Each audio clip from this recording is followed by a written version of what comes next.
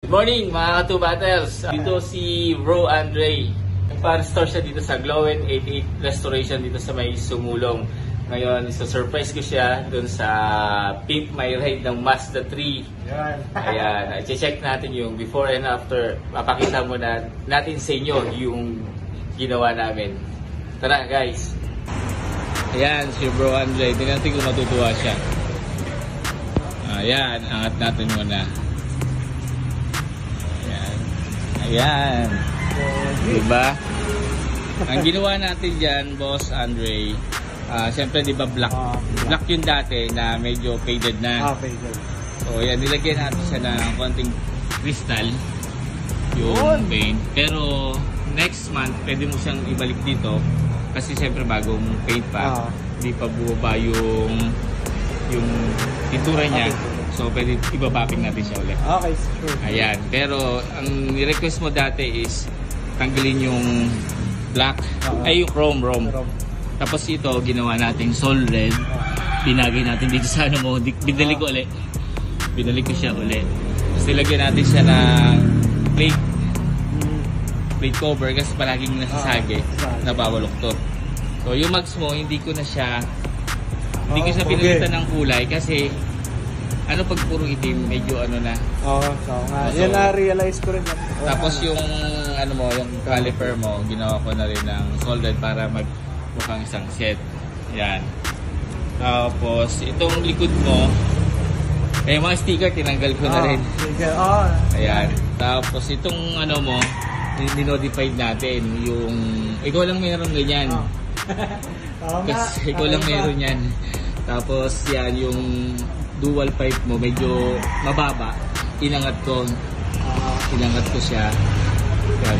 Bali ikaw lang meron yan ngayon. Kung may gusto magpagawa, sabihin nyo kay Andre, paalam kayo. Ayan. Tapos siyempre yung loob check mo. Ayan, may red lining na tayong ginawa para bagay dito sa kits mo. Tapos pinalitan ko na rin ito. Tapos inayos ko yung upuan mo, yung leather, di ba? May tama, may punit. Ayos na rin. Ayan. Ayan guys, may red lining na yung ano niya. Bagay na bagay.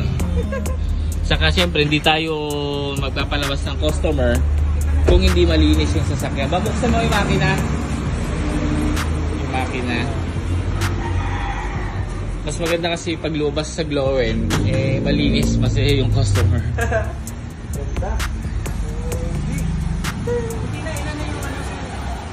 Oo. Yan, diba? Parang bago.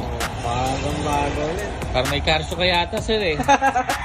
Parang may karso ang pupuntahan Ayan. O, pa-start mo na lang kayo sir. Baka ay mag-start. Yung silver? Oo, meron. Dito na yan. Ayan o, pakita ka.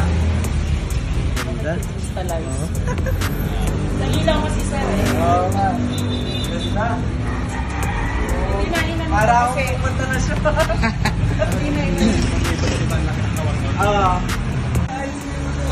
Guys, yun nga, kaya pumunta dito si Sir Andre dahil dati meron siyang problema dito sa fender and sa pinto.